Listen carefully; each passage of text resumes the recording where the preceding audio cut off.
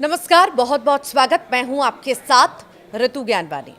देश को हिला देने वाले 650 करोड़ रुपए के इनपुट टैक्स क्रेडिट यानी आईटीसी घोटाले में चौंकाने वाले खुलासे लगातार हो रहे हैं। प्रवर्तन निदेशालय यानी ईडी की जांच में सामने आया कि इस घोटाले में न सिर्फ हवाला कारोबारियों और फर्जी कंपनियों का नेटवर्क शामिल था, बल्कि पाकिस्तान मूल की सीमा हैदर और उसके भारतीय पति सचिन के नाम का भी गलत इस्तेमाल किया गया।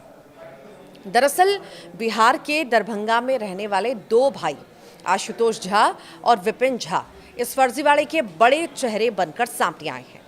दोनों चार्टर्ड अकाउंटेंट हैं और आरोप है कि इन्होंने सीमा हैदर और सचिन की फोटो और नाम का इस्तेमाल कर एक फर्जी आईडी बनाई और उसके जरिए अरुणाचल प्रदेश सरकार से करीब 99 करोड़ रुपए का गबन कर लिया। आखिर कैसे करता था घोटाला?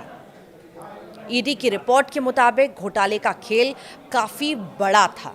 देश भर में शेल कंपनियां बनाई गईं, जिनके नाम पर बिना असली कारोबार किए फर्जी बिल तैयार हो गए। इन फर्जी लेन देन के जरिए टैक्स क्रेडिट का लाभ उठाया गया और सरकार को करीब 650 करोड़ का चूना लगा दिया गया। जांच एजेंसी को शक है कि पहले भी हुई है इस तरह की गिरफ्तारी। जी हाँ, ये कोई पहली बार नहीं है जब झा बंधु सुर्खियों में आए हों। साल 2024 में भी अरुणाचल प्रदेश पुलिस ने दोनों भाइयों को गिरफ्तार किया था। तब उन पर करीब 100 करोड़ रुपए के आईटीसी घोटाले का आरोप था। अब ये माना जा रहा है कि आरोपी से पूछताछ होगी और कई सारे बड़े खुलासे भी होंगे। अब ईडी ने दिल्ली, हरियाणा, तमिलनाडु, तेलंगाना और अरुणाचल प्रदेश में बड़े पैमाने पर सर्च ऑपरेशन चलाया है और ईटानगर स्थित ईडी के जोनल ऑफिस ने 11 सितंबर की सुबह तड़के 5 बजे से कार्रवाई शुरू की और कई अहम दस्तावेज और डिजिटल सबूत कब्जे में ले लिए हैं। एजेंसी के अनुसार जल्दी आरोपियों से पूछताछ की जाएगी और घोटाले की पूरी साजिश को उजागर भी किया जाएगा। फर्जीवाड़े का जो नेटवर्क है, ये उससे पूरा मामला जुड़ा है, सिर्फ टैक्स चोरी का नहीं है, बल्कि ये दिखाता है कि कैसे फर्जीवाड़े का नेटवर्क देश भर में फैला हुआ है, जिसमें आम लोगों के नाम और पहचान तक का दुरुपयोग कर लिया जाता है। बिहार से लेकर दिल्ली तक और दक्षिण भारत तक फैले इस घोटाले ने एक बार फिर सवाल खड़ा कर दिया है कि टैक्स चोरी और हवाला कारोबार के ऐसे संगठित खेल को रोकना आखिर कितना मुश्किल है।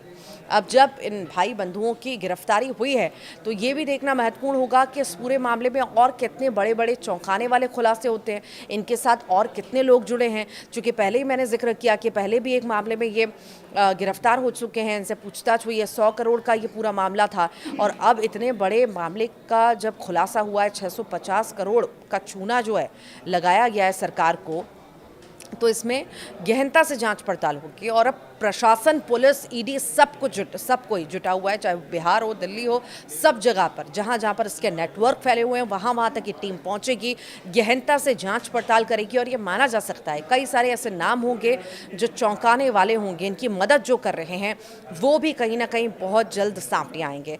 पूरा मामला हमने आपको समझाया किस तरह से ये जो है फर्जी कंपनियों का नेटवर्क ये पूरा इसमें शामिल था। पाकिस्तान मूल रूप की जो सीमा हैदर है और उसके जो पति हैं सचिन, इनके नाम पर इनके नाम का जो है गलत इस्तेमाल करके और फिर इन्होंने शुरुआत की, ये पूरा गेम चलाया।